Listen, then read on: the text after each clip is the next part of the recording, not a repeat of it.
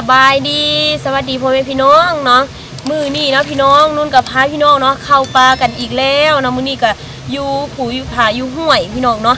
ก็คือมื้อนี้ก็รับหน้าที่เนาะเข้ามาเบิ่งงัวปกติเนาะก็คืองัวของเฮานะมื้อซื่นนี่นุ่นกับอีโพแล้วก็น้องทรายเนาะก็เข้ามาพากันไปซักยาป้องกันให้งัวเพราะว่าช่วงนี้ก็พยาธิระบาดเนาะจากงัวจักเป็นอย่างเป็นกว่าก็น่าจะคือคนเฮานี่แหละเป็นวัดเป็นไข้เนาะว่าช่วงนี้ก็เป็นช่วงหน้าหนาวนุ่นก็บ่ดีจักเทื่อวัดย้อนว่ามันหนาวพี่น้องนอนตอนกลางคืนก็คือคันว่าเฮาบ่ใส่หมวกนะมันเย็นทั้งหัวนี่ตื่นเช้ามาแบบตานละดังเนาะบ่แม่นว่าเฮาเป็นวัดแบบว่าเขาเจ้าว่าเป็นไซนอกไซนัดเป็นอันนี้นั่นคิดว่าน่าจะเป็นย้อนว่ามันหนาวเกินไปพี่น้องตื่นเช้ามาในตอนเช้าหนาวเนาะตอนกลางคืนนี่นอนกันหนาวหัวนี่เย็นเนาะว่าอยู่บ้านเฮานี่ก็คือแบบคันเป็นช่วงหน้าหนาวเนาะเริ่มเดือน11เข้ามาฮอดประมาณต้นเดือน2เนาะหรือว่ากลางเดือน2จึงหมดหนาวอยู่บ้านเฮาบ่ซั่นแน่แต่ละมื้อก็คือยอมรับเลยที่ดูแต่แบบว่าคนเฒ่าคนแก่คือพ่อเฒ่าแม่เฒ่านู่นเนาะเขาเจ้าเฒ่าแก่จังซั่นแล้วก็มันหนาวจังซี่ก็เขาเจ้าเป็นหวัดเป็นไข้แล้วก็มีพยาธิแทรกซ้อนหลายแนวนะเป็นนี่เป็นนั่นอยู่ก็ได้ไปเบิ่งกันไปเนาะทั้งสัตว์เลี้ยงของเฮาก็ได้เบิ่งกันไปพี่น้องล่าสุดเนาะมื้อวานนี้ลงคลิปเนาะลงบ่ได้แล้วติดเหลืองพี่น้องพาพี่น้องเนาะครัวแนวแซ่บๆกินกะโลกปลาพุ่นน่ะพี่น้องเนาะแต่ว่าลงบ่ได้แล้วเดี๋ยวนี้นะขนาดแตงอยู่ครัวกินเนาะเป็นสัตว์สัตว์ป่าบ่เป็นสัตว์เลี้ยงที่มันยังเป็นโตอยู่น่ะเฮาลงแล้วมันติดเหลืองบ่สามารถลงได้พี่น้องน่าจะได้ครอบในการไปหาแนวอยู่แนวกินที่ยังยากเนาะเพราะว่านุ่นเองก็อยากไปคือกันแต่ว่ามันลงบ่ได้แล้วมันติดเหลืองนะแล้วเดี๋ยวนี้ก็คือหาเฮ็ดคลิปน่าจะยากขึ้นเนาะผู้ใดที่มักฮักในผลงานของนุ่นในการใช้ชีวิตของนุ่นก็อาจจะเบิ่งกันไปแต่ว่าผู้ใดที่แบบว่าอยากเบิ่งสิ่งที่แปลกใหม่เนาะสิ่งที่แบบว่าบ่เคยเห็นน่ะน่าจะได้ข้ามไปเนาะเพราะว่าการเดินทางของนุ่นก็มาถึงปีที่3แล้วเนาะพี่น้องเริ่มจากปี2022เนาะเดือน7นุ่นเริ่มเฮ็ด YouTube แล้วก็2022 23 24 25 26เนาะโอ้ย3ปีปลายแล้วพี่น้องก็คือการเดินทางของนุ่นก็รู้สึกว่าสนุกสนานแล้วก็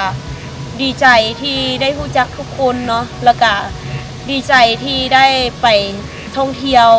ทางฝั่งไทยแล้วก็ได้ไปท่องเที่ยวทางฝั่งลาวหลายๆแขวงที่นุ่นคันว่านุ่นอยู่จังซี่นุ่นอาจจะบ่ได้ไปใส่เลยเนาะนุ่นก็ดีใจที่แบบว่านุ่นได้มาเฮ็ด YouTube นี่แล้วก็รู้จักทุกคนเนาะเพราะว่าบางคนอาจจะข้ามไปบ่อยากเบิ่งแล้วซองนุ่นเพราะว่าเฮาเฮ็ดอีหยังก็มันคือว่าเดิมๆหั่นน่ะบางคนก็คอมเมนต์ว่าเดิมๆแต่ก็บ่ฮู้ว่าสิเฮ็ดจังได๋โตเพราะว่าเดินทางกับแต่ก่อนจากมี2คนเนาะเดี๋ยวนี้เหลือแต่นุ่นคนเดียวถ่ายเองตัดเองแล้วก็บ่ฮู้ว่าสิไปไสเพราะว่าเขาเจ้าแต่ละมื้อก็คือคนอยู่ในหมู่บ้านน่ะเขาเจ้าจะไปช่วงนี้น่ะลกมันต้นเนาะมันสำปะหลังอ่ะนะเนาะแล้วช่วงก่อนก็คือมักเดือยให้เข้าจังซี่เนาะช่วงที่แบบว่าถ่ายได้ก็ถ่ายให้พี่น้องเบิ่งวิถีชีวิตของคนบ้านเฮาแต่ว่าช่วงที่แบบว่าออกไปนี่ไปนั่นบ่ได้ก็บ่สร้างสถิติเนาะบางเทื่อก็ลงคลิปอาจจะห่างๆกันไปเนาะเพราะว่าก็ที่เดินทางมันค่อนข้างบ่ปลอดภัยแล้วก็มันค่อนข้างยากลำบากเพราะว่าตัวเองเป็นผู้หญิงคนเดียวซะเวลาเกิดหยังขึ้นตัวเองก็จะซวยตัวเองบ่ได้หั่นแหละเนาะหลายคนว่าเป็นอย่างคือบ่ไปทายหมู่บ้านนี่หมู่บ้านนั่นบ่เดินทางไปนี่ไปนั่นคือแต่ก่อนไปบ่ได้แล้วพี่น้องมันไปคนเดียวนะมันปลอดภัยเลยว่าเรื่องโจรซะสมมุติว่าเฮาไปตามทางจังซี่เนาะเฮาไปตามทางจังซี่แล้วก็โจรมาปุ้นเฮาสิเฮ็ดจังได๋ช่วยตัวเองได้ขนาดว่าเป็นผู้หญิงคนเดียวว่าบ่หมดเนาะนุ่นก็คิดอีหยังก็คิดเบิดเนาะผู้ใดที่มักฮักนุ่นน่าจะได้เบิ่งนุ่นอยู่แถวบ้านนี่แล้วก็บางเทื่ออาจจะเจอกับสาวๆอยู่ในหมู่บ้านเนาะโดนๆซั่นซะเพราะว่าสาวๆอยู่ในหมู่บ้านบ่แม่นเขาเจ้าว่างมาถ่ายคลิปนำเฮาเพราะว่าบางคนก็เข้าใจอยู่โลกอินเทอร์เน็ตแต่ว่าเขาบ่ฮู้ว่า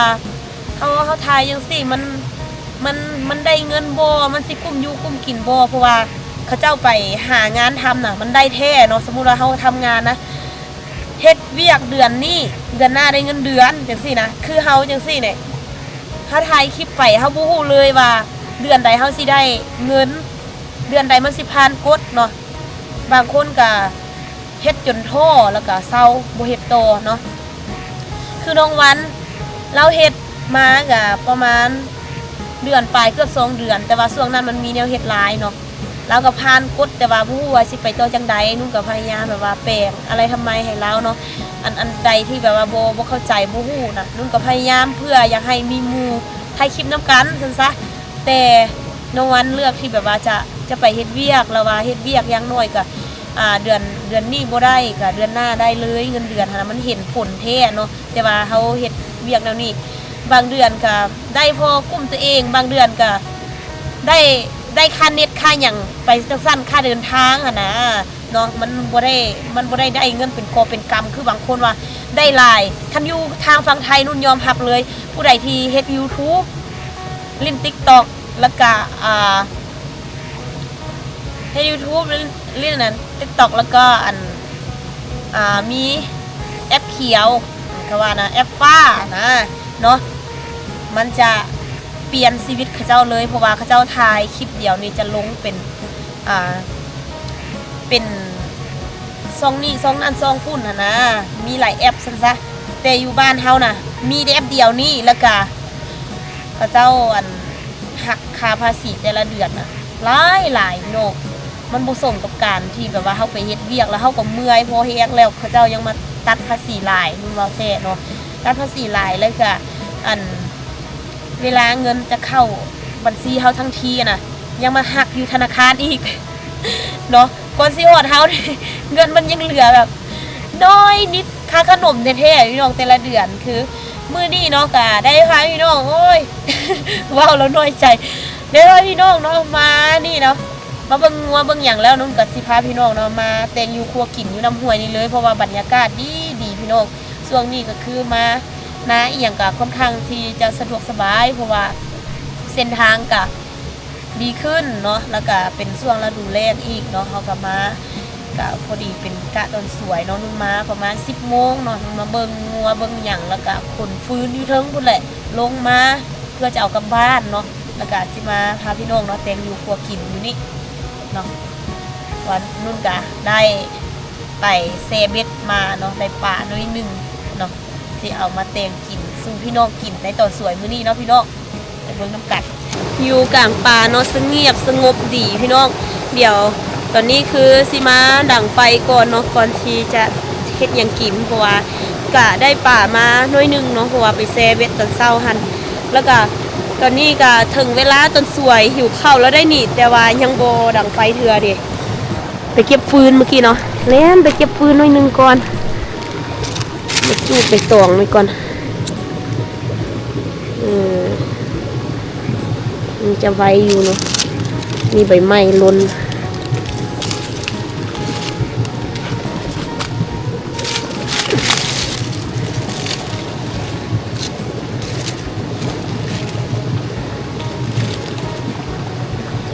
ย้ำนี่ดังไฟโบยากเนาะบุคือย้ำฝุ่น เด็กลุกเลี้ยวจะดังไฟเอา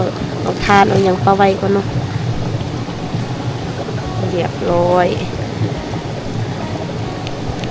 หลังจากที่เขาดังไฟทิมไว้เนาะตอนนี้ก็ถึงเวลาที่เขาจะมาคั่วป่าของเขาเนาะนี้ป่าที่นุ่นแซ่เบ็ดมาได้นะพี่น้องสดๆใหม่ๆเลยตูบไม่ใหญ่หลายเนาะแต่ก็ดียังได้ป่าพี่น้องนี่ผักหอมหัวกระเทียมหมักเพชรเนาะเก็บแถวนาหมักเพชรนี่ก็ หมักเพชรแล้วก็หัวสีไข่เนาะนี่ไม่ก็ตัดมาแล้วไม่หีบเนาะเดี๋ยวเรามาคั่วป่ากันปลา2 ตัวเนาะนี่พี่น้องเขาจะมาคั่วป่ากันไม่หีบของเราไงเอาไปดูว่าหวยแคมหวยอยู่สิเลยได้ทำไหลสดๆเนาะใ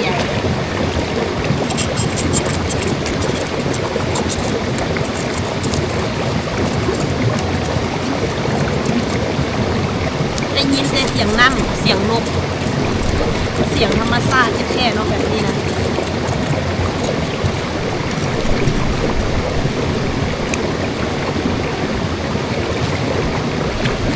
ท่านอยู่ป่ายังสิเนาะไปซอกกินแล้วก็มาเฮ็ดไทยแล้วก็โดยที่แบบว่าโบไปโลกภายนอกแล้วมีรถมีรางมีย่างเนาะอยู่จังสั่นก็คือจะมีความสุขเนาะคิดว่าเลยคือหมู่บ้านของพ่อเฒ่ารุ่นนั้นตัวที่แบบว่าเข้าไปบ้านคุณเปื่อยนะเป็นแล้วนั่นแท้เนาะแต่ว่าเขาเจ้ายังมีรถขี่ออกไปนอกซื้อเนาะรถเนี่ยสามารถจอดแถวในหมู่บ้านนะบ่มีพวกโจรลักเนาะบ้านนั่นน่ะนุ่นกับสาวแม่ไปก็พากันจอดว่าข้างนอกเลยมีโจร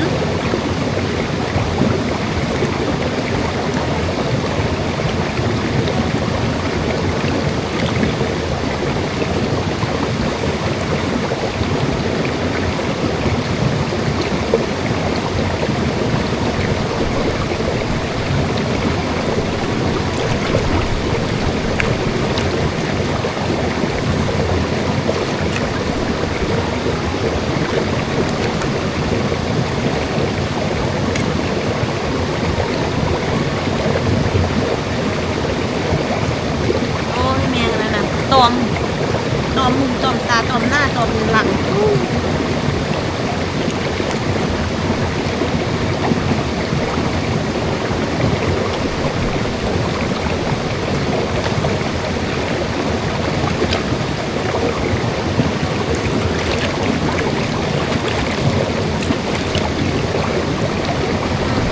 ัวแล้วเก็บมาถามทางอันนี้นะส่วนของหน้ายุ่งนี่แล้วปลูกผักอยู่กลางหน้าน่ะ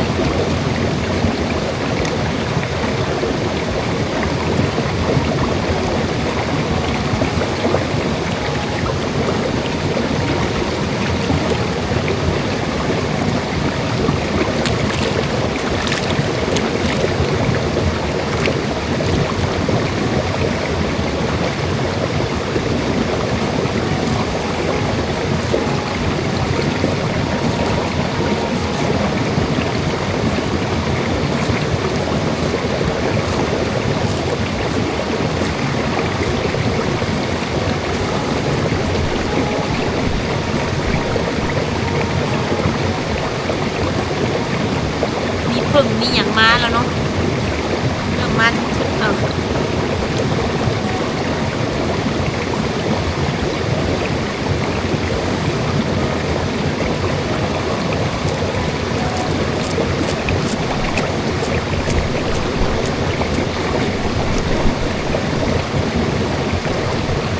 โอ้ยเฮ็ดซอยลงไป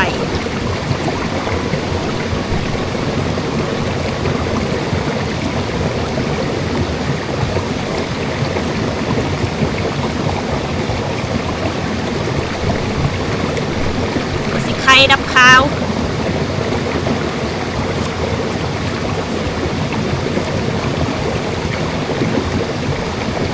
นี่เนาะเฮาซอยผักซีผักบัวแล้วก็หัวสิไข่ป่นกันเนาะมักเผ็ดนี่ป่นกันใส่เกลือเปียงมัวจบเนาะมาใส่ทองปลาอย่างสิป้อมันแบบแซ่บสุดเนาะหลายอย่างสิ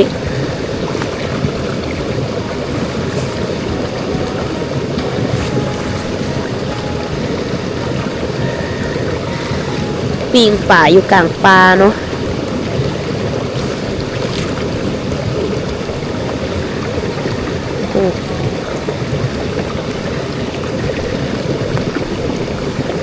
ตอนนี้นะพี่น้องนี่ถึงเวลาที่เขาจะปิ้งปลากันแล้วไม่ฮีบปานคั่วแบบตูอย่างใหญ่ยางเลยใหญ่ๆล้วน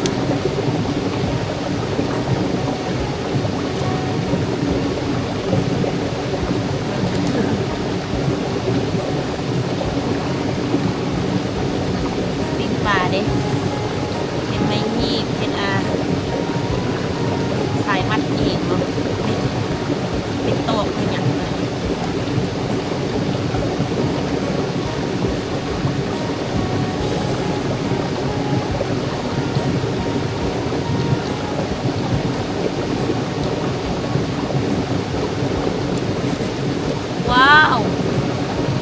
ปิ้งป่าเนาะ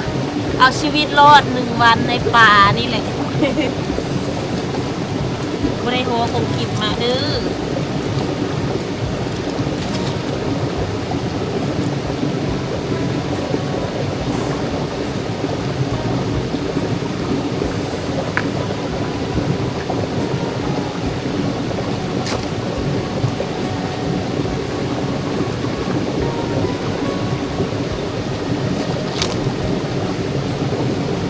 เรียบร้อยจ้ะ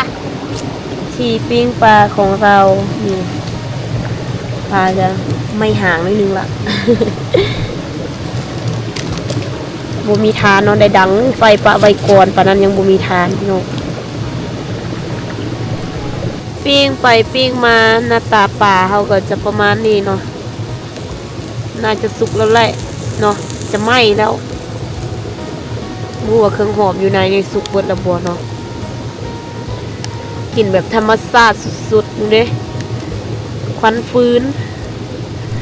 อุ้ยโหหน้าแล้วไหม้มาละอ๋อหอมมากโอ้ยสดๆเลยไม่ห่างเลยนึงหอมมากปิ้งป่าเลยนะมาเด้อผู้บ่าวกินข้าวน้ำกัน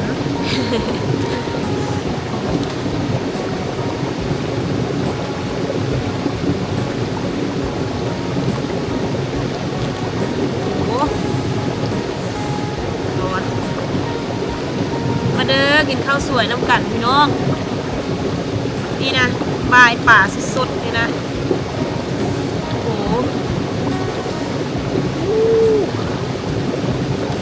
เครื่องเคียงคือเต็มพี่น้องบนสุดแล้วกินปลาน้ำกันพี่น้องมาเด้อข้าวเนาะทอดเลยอร่อยมากข้าวปลาทั้งชื่ออ่ะจำหมกเผ็ดเนาะ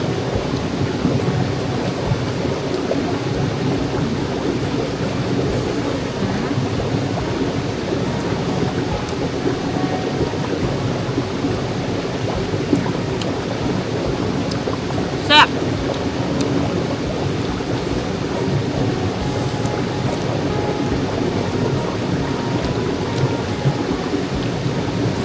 มาเด้อกินข้าวสวยน้ำกันเนาะทุกคน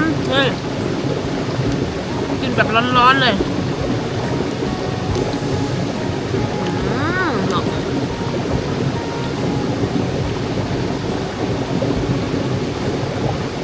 นี่แบบเผ็ดๆนิดนึงครับ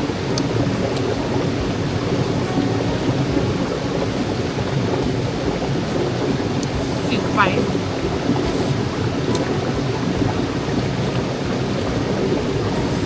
ทำข้าวผู้สาวเนาะโอ้โหแซ่บ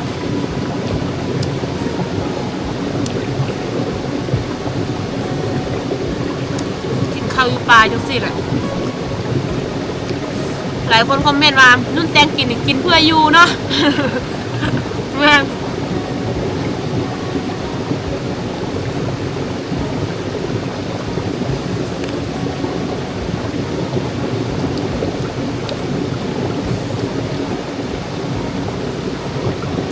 2 คนพอดี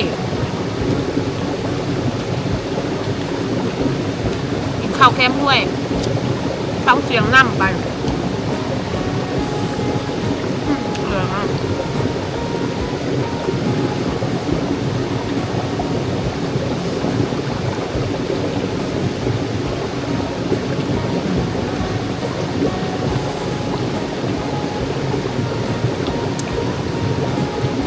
ข้าวปักใหญ่ป่ากระลาย